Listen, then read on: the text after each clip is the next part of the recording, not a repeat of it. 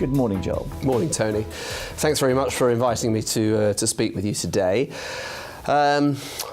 I've recently taken on the role of Pro-Vice-Chancellor for External Relations, and that role is all about the university's external engagement with the community around us. So lots of outreach across the county of Lancashire, working with politicians, working with businesses, working with other stakeholders and educational partners to make sure that we're doing the best that we possibly can to make sure that we are a university for the whole county and beyond. It also involves political lobbying, so a lot of engagement with politicians and indeed civil servants in Whitehall. I joined the board of Marketing Lancashire back in 2014 because my background is very much focused on marketing, branding and communications. So I came to the university back in 2010, initially as the Director of Marketing and Communications, looking after brand and student recruitment as well as PR. And this is really a natural progression for the development of my role as the university is seeking to reinforce its position as the university for Lancashire. What do you think are the key strengths and assets of the University of Central Lancashire? Well, we're first and foremost a very large university. We're a reasonably well kept secret in that regard. We always feature in the top 10 in terms of size of undergraduate populations in the county. And at any one time, more than 1% of the population of Lancashire are studying here. So we're a significant entity and a big part of the city of Preston. In terms of Preston's population, when we're in full flow, we represent something like a fifth of the population of the city. But we've got a footprint across the county and beyond. So we don't just have the main campus here in Preston. We've got a campus over in Burnley, in Pennine, Lancashire, that is rapidly growing. We're seeking to grow that to 3,000 HE students across the next 3 years. So that's going to be a significant growth from where we're at now. Our dental education programme has also given us reach across the county. We've got dental education centres over in Accrington on the east of the county, Blackpool on the west, up north in terms of Morecambe, and even further up into Carlisle in Cumbria. Also in Cumbria, on the Cumbrian coast, we have our West Lakes campus looking at health, nuclear, various other things to help that particular community in Western Cumbria. So we've got a good spread of activity. We're particularly proud of the work that we do in health and in medicine. Very, very proud to be the first post-92 university to be given UK-funded medical school places, which we've recently received from the Department of Health. So that's great. That really is going to take our medical school to the next level and help us to embed the university as a core provider of healthcare across the full gamut. I mean, we have nurses, physicians associates, paramedics, dentists, and now to have UK-trained doctors as well is fabulous, both for us as a university, but for the region as a whole. That's fantastic. I mean, do you is that an area where you feel that you'll be able to recruit a lot of overseas students to the new medical school? We're already recruiting international students onto the medical school programme, and that's been very, very successful. We've got an applications to places ratio of 12 to 1, so that's proved successful in its first 2 years of recruitment. So to be able to recruit UK students is the critical next step, and that's the one that's going to be the game changer for the county and the region, because we live in a region here which struggles to recruit and retain doctors. You know, in terms of workforce planning across the NHS, you talk to the CCGs, they'll tell you that there's a huge problem in recruiting and retaining doctors in all our major hospitals across the region. So we're working closely with the East Lancashire Healthcare Trust. We're working very closely in North Cumbria, West Cumbria, in West Lancashire. We're talking to Blackpool as well, across the whole region really. We're talking to them about how we can help them to recruit doctors from the region who will want to stay in the region and work, so that they don't have to try and recruit in from the outside. So very, very exciting to be able to do that with UK trained doctors. Okay, well, there's a whole range, I think, of things that we do, and I think it's important to underline the fact that we're very entrepreneurial in our approach, and we support entrepreneurship across the county. Which is fantastic. We need that. Definitely need that. We're a national leader in terms of business startups in the university sector. Huge number of those fall into the connected community because they tend to be digital business. Small numbers of people working from our offices up in the media factory, our incubation facilities. So by nurturing those nascent businesses and helping them to connect into Media City with great connections that we've got with the BBC there, I think we're making a real contribution to the connected community in regard of that. In terms of creating and making, we come at that from two different angles. We've got a burgeoning faculty of culture and the creative industries. It's our largest faculty, and it crosses all the different areas, but particularly focused on digital and fashion and the creative arts.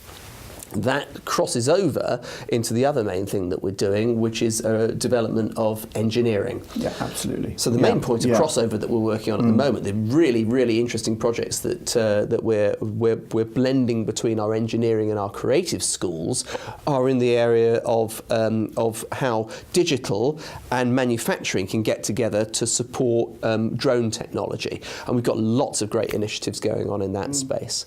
But touching on engineering, big investment from Europe, from the local enterprise partnership, and from other funders, including the university itself, to create a new engineering innovation centre. So that's a £40 million project. Lots of people focus on the building, and the building's going to be very, very exciting. That's going to be at the heart of the campus, where the Foster Building car park currently is. Yeah. So that'll be a breathtaking glass and steel building on the very, very front of our campus as something of a showcase. But it's what goes on behind the skin that's really important there, and very much a modern 21st century white-collar approach to design, product making, product design and engineering, and developing also our advanced manufacturing capabilities. Well, with 500 companies involved in advanced manufacturing, aerospace, and other technology type businesses, inevitably it's fantastic to have a university which is focusing its attention on STEM orientated qualifications, which is so important for the development of the county and the country. Well, absolutely. I mean, the LEP will tell you just how many high-skilled jobs are required in the county over the next 10 years, and the focus of those is very much on STEM, and in particular engineering. We don't do these things by accident. We work with our partners. We're a very, very collaborative institution, and we develop the areas that are required to help to meet the skills needs of the Lancashire economy. Well, attracting high-skilled jobs is really at the heart of retaining people in our region, and the LEP are committed to that. We're committed to training the people to the right levels for that industry demand. So I think that's a very, very good match for us. The university is very well known for being a friendly and welcoming place. That's only going to improve with the development of our campus. We're spending £200 million here in the centre of Preston to completely overhaul the campus and make it an even more welcoming space. At the centre of our campus development is an opening up of the campus to the city. So the creation of a new civic square will sit right at the heart of our new campus, where the filed roundabout, that much derided double, a figure eight roundabout. We're going to be replacing that with the largest civic square to be built in the UK for over 100 years. It's going to be the size of Trafalgar Square, and that, particularly with its vistas down Corporation Street to the station and Friargate to the main shopping areas, we think that will really help to open our campus up, stop the ring road being a barrier, and welcome the rest of the city in to community-orientated events. It's not our square, it's their square. It's a square for Preston and for Lancashire. How do you see the University of Central Lancashire working with partners to raise the profile of Lancashire? Well, we have long been ambassadors for the county, so for us it's a natural progression. And what do I mean by ambassadors? Well, we really do fly the flag for Lancashire across the world. We've got campuses overseas. We'll still have, when the sad business of Brexit concludes, this university will still have a foothold in Europe. We've got a campus over in Cyprus, badged as the University of Central Lancashire. But we've also got a footprint that takes us over into China with a campus in Hebei province. Hebei province wasn't something that I'd even heard of until I came to the University of Central Lancashire. But in terms of population, it's bigger than Britain. Yeah. So that's an important initiative. We've got one in Shenzhen. We have another campus in Mauritius, one in Oman. We really do represent Lancashire and our red rose logo across the world, and we see ourselves both as a key export and key import player in terms of the regional economy. We bring students here, we export them abroad, and we are doing that as proud Lancastrians. We're a university that is proud to be a university for Lancashire. We wear our heart on our sleeve, very much on our logo, and that red rose of ours is well known, well regarded overseas. So I'd say we were already well on the way to being ambassadors here. I came to Lancashire, to university 30 odd years ago, and I know that you're from the southeast as well as, That's right. as I am. Yeah. So with reference to what keeps you in Lancashire, the quality of life, and how does that affect attracting and retaining the right sort of people in the county? How does it affect you? Our quality of life here. It's a fantastic quality of life. It's a completely different animal. I've spent most of my career working in advertising, commuting, whether it was into London or into Manchester or into Sheffield. That work-life balance that Lancashire offers. I mean, I'm very, very lucky. I'm very fortunate to be able to live in a village, and I can see Blackpool Tower, 15 miles in one direction from the back of my house, and a wind farm up in Cumbria, 60 miles from the other direction. So a tremendous view, lovely bucolic existence to be out in the countryside. Yet I only have to take a 20-minute drive to the office, which is fantastic. So that ability to move from a vibrant city centre like Preston or like Lancaster and be in beautiful countryside in no time at all. Talking as an extension of that quality of life, and how do you find the engagement with the business community and also with our local government? Do you find it engaging? Do you think that Lancashire is open for business?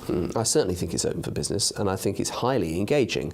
That friendliness that comes across in the culture is true in business terms vis-a-vis openness, and I think people are willing to have conversations. They're willing to listen to what you've got to say, but I love the fact that actually they're pretty straightforward. They'll tell you straight whether there's something to be worked on together, but they won't waste your time if they don't believe there is. They're not going to be rude about it, but that sense of being open, straightforward, honest in their dealings, I think is very, very helpful to the business relationships. I also think that there's a wonderful sense of pragmatism and entrepreneurialism about the approach that Lancashire's got at the moment. This feels like a business community that wants to go places. There's a desire to drive growth. People talk a lot about the Northern Powerhouse, and I sensed quite a lot of frustration. I've heard it in lots of forums, actually. A lot of frustration that the Northern Powerhouse is, to all intents and purposes, focused on Manchester and, to a slightly lesser extent, the Liverpool City region. There's no reason why we shouldn't be able to get a much greater share of voice here in Lancashire, but it will only come if there is a groundswell, a drive to do so from the business and political community. We've got something different to say here. We're not Manchester, but neither are we pretending to be. However, things you've mentioned, things I've mentioned, are advanced manufacturing, our aerospace, fourth largest aerospace manufacturing area in the world is here in Lancashire. Where we have specialisms, we should be continuing to try and grow those specialisms, because you know what it's like. You're an investor, money follows money. Where we've got expertise and a will to grow, I think we should be championing those areas even harder than we are and representing the whole of the Northern Powerhouse. Well, Joel, thank you very, very much for giving us an insight into what's going on at UCLan at the moment. Thank you very much as well of giving us your views on Lancashire and all the great things that are going on here. We certainly hope that UCLan prospers and develops for the benefit of the region, and we wish UCLan all the very best in the future. Thanks very much, Tony. It's been an absolute pleasure.